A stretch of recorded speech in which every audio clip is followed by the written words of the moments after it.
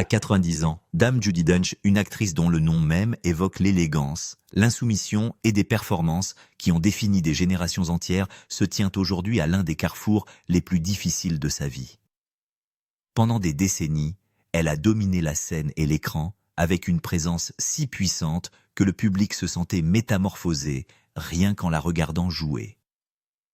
De ses premiers triomphes shakespeariens à son interprétation magistrale et tranchante de M dans la franchise James Bond, elle a façonné le jeu d'acteur moderne comme peu d'autres l'ont fait. Mais aujourd'hui, loin des projecteurs et des applaudissements, un drame bien plus intime et douloureux se joue. Après des années à lutter silencieusement contre une condition qui a progressivement redessiné son monde, Judi a finalement laissé entendre qu'elle pourrait bientôt s'éloigner du métier d'actrice. Pour d'innombrables admirateurs à travers le monde, cette révélation résonne comme la fin d'une ère, une fin que nous espérions tous ne jamais voir arriver. Son histoire commence dans le paisible quartier de Heworth à York, où elle est née le 9 décembre 1934. Elle a grandi à la confluence de deux mondes culturels distincts. Son père Reginald, un médecin de guerre qui avait passé sa jeunesse à Dublin, portait en lui la discipline et la gravité de celui qui a vu l'humanité dans sa plus grande fragilité. Sa mère Olaf était également irlandaise, une femme dont la chaleur humaine et le sens pratique servaient d'ancrage à la famille. Leur amour avait débuté des années plus tôt au Trinity College, bien avant que Judi ne pousse son premier cri, lui offrant ainsi une lignée enracinée dans l'érudition, la résilience et une profonde intelligence émotionnelle. Des décennies plus tard, dans un épisode de 2021 de l'émission Who Do You Think You Are Judy, a découvert que ses ancêtres portaient des échos inattendus de la noblesse européenne, traçant son héritage jusqu'aux familles danoises Bill et Bra. Cette connexion l'a placée de manière lointaine parmi les lignées du célèbre astronome Tycho Brahe, un lien inattendu avec un monde de découvertes d'intellect et d'histoire. Son arbre généalogique étendu était parsemé d'érudits, d'acteurs, de conteurs et d'artistes, suggérant que la curiosité et le spectacle étaient déjà tissés dans son identité bien avant qu'elle ne monte sur une scène.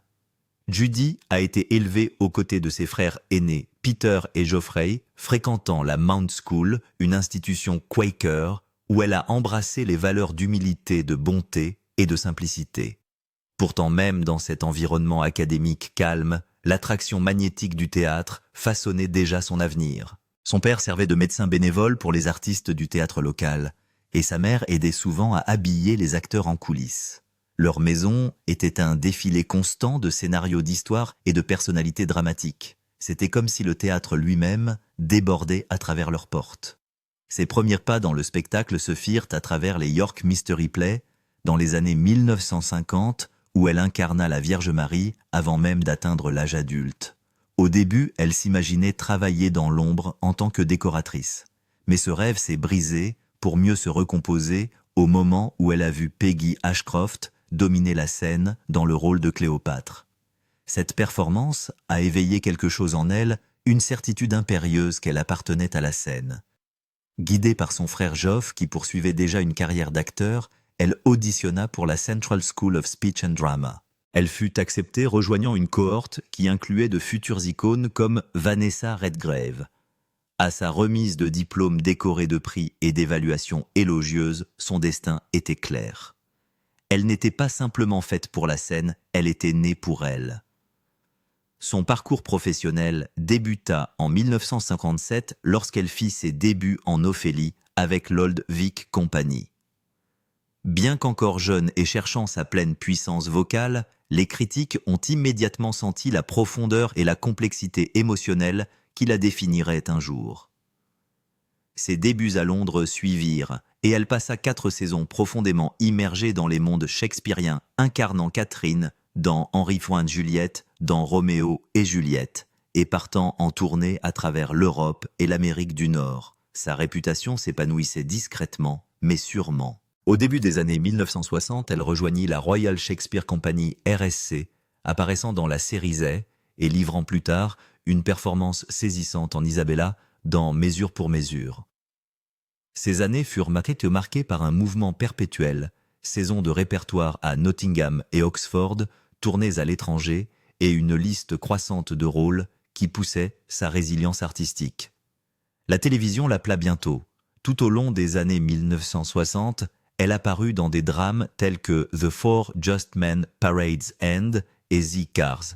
Ses débuts au cinéma eurent lieu en 1964 avec The Third Secret, suivi d'un rôle dans A Study in Terror.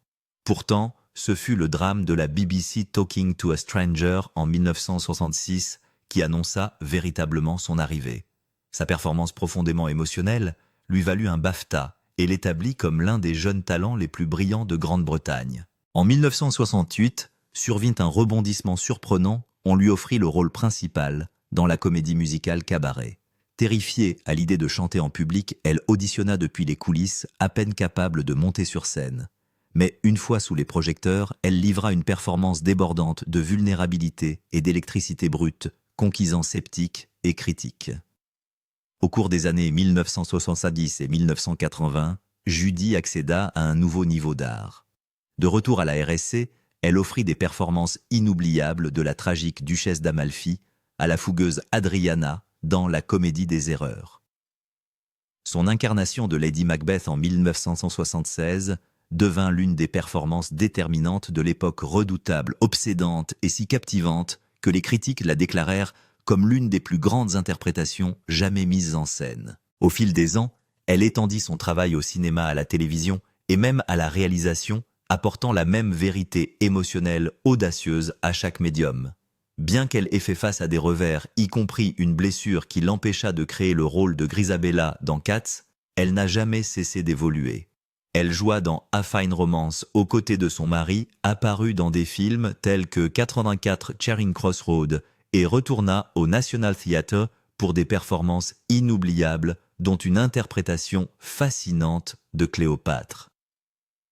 En 1989, Judi Dench n'était plus simplement une brillante actrice, elle faisait désormais partie intégrante du tissu culturel de la Grande-Bretagne. Son travail était chéri, non seulement pour sa maîtrise technique, mais pour l'honnêteté émotionnelle qu'elle insufflait à chaque rôle.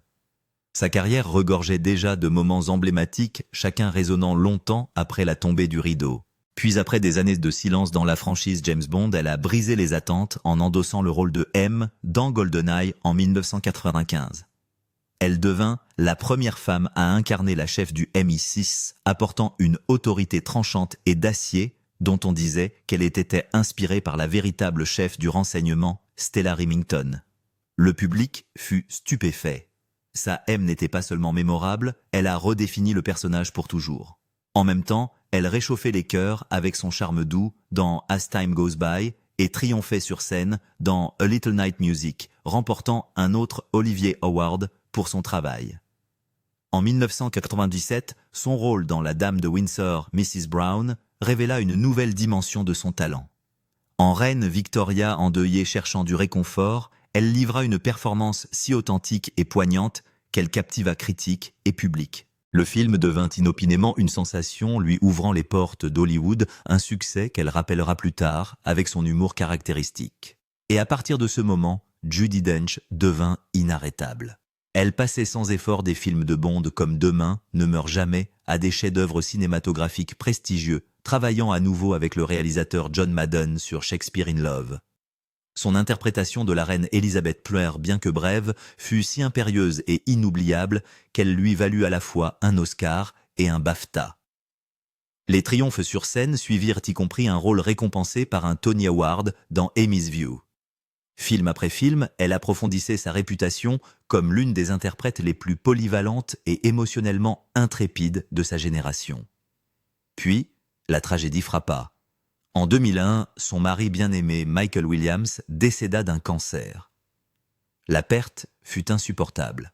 Pourtant, Judy continua de jouer, canalisant son chagrin dans des performances dévastatrices de puissance dans Iris et plus tard, Terre-Neuve de Shipping News. Ses rôles tissés de tristesse et de résilience lui valurent encore plus d'éloges. Au début des années 2000, elle naviguait aisément entre rôles comiques, drames d'époque et superproduction, sa présence toujours indubitable, sa brillance inébranlable. Elle prêta sa voix à des contes pour enfants, s'aventura de manière inattendue dans la science-fiction avec les Chroniques de Riddick et charma le public dans Les Dames de Cornouailles. Puis vinrent de nouveaux sommets, sa glaciale, Lady Catherine dans Orgueil et Préjugés, sa réinvention continue de M aux côtés de Daniel Craig dans Casino Royale et Quantum of Solace, et son tour de force glaçant et inoubliable dans Chronique d'un scandale. Les critiques qualifièrent son partenariat avec Cate Blanchett de l'un des plus beaux duos d'actrices de la décennie. Même au fil des années, Dench ne cessa de revenir à la scène expérimentant des projets insolites et surprenant le public avec une audace qui donnait l'impression que sa carrière renaissait constamment. À travers les triomphes, les chagrins et les réinventions, elle continua de bâtir un héritage défini par le courage et une brillance tranquille et durable. Il arrive un moment dans certaines vies où la force et l'esprit se heurtent à une réalité trop lourde pour être ignorée. Pour Judi Dench, ce moment a commencé doucement en 2012, lorsqu'elle a révélé pour la première fois qu'elle souffrait de dégénérescence maculaire liée à l'âge DMLA. À l'époque, elle en parlait avec un optimisme presque obstiné. Elle insistait sur le fait que c'était gérable, que d'innombrables autres vivaient avec le même fardeau et qu'elle devait simplement continuer. Mais les années avaient leur propre plan. Ce qui a commencé comme un défi qu'elle croyait pouvoir devancer s'est lentement transformé en quelque chose de bien plus impitoyable. Petit à petit, son monde s'est assombri. En 2025, elle ne pouvait plus cacher la gravité de la perte. Dans une confession douce et douloureuse sur le podcast Fearless de CNN, elle a prononcé les mots qu'aucun acteur ne veut jamais dire « je ne vois pas ». Elle a admis qu'elle ne pouvait plus lire les scénarios, ne pouvait plus conduire et ne pouvait même plus sortir sans que quelqu'un la guide. « Je vais foncer droit dans quelque chose », a-t-elle ajouté, une vérité déchirante venant d'une femme qui commandait autrefois les scènes et les plateaux avec une certitude absolue. Plus tôt encore, en 2022, elle avait laissé entendre que la lutte grandissait. Dans une conversation avec Louis Theroux, elle parlait ouvertement de la façon dont le jeu d'acteur, quelque chose qui avait toujours été instinctif, joyeux et électrique pour elle, était devenu une épreuve difficile. Elle ne pouvait plus lire ses répliques ni repérer ses signaux.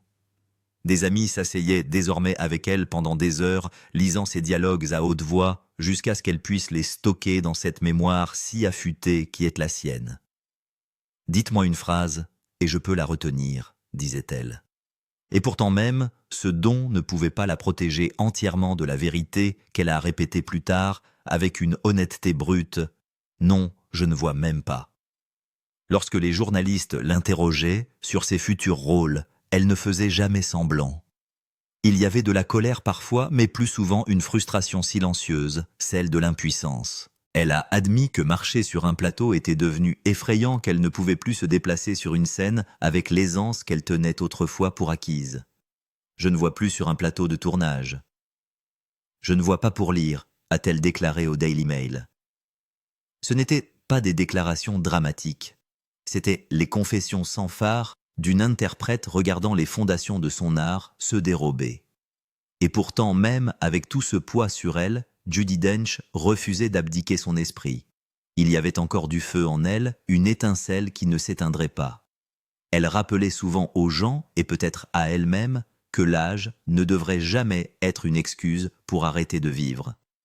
« Nous devons continuer », a-t-elle dit au magazine Yours, refusant de laisser le monde l'imaginer assise tranquillement sur la touche. Pourtant, derrière cette résilience, se trouve une vérité trop lourde pour être ignorée. Sa vision déclinante a silencieusement signalé ce qu'elle-même n'a jamais voulu admettre, qu'une carrière définie par la brillance, la bravoure et une présence inégalée approche de son chapitre final. L'industrie n'est peut-être pas prête à imaginer un avenir sans Judi Dench, et peut-être ne l'est-elle pas non plus, mais la vie a déjà commencé à écrire cette réalité.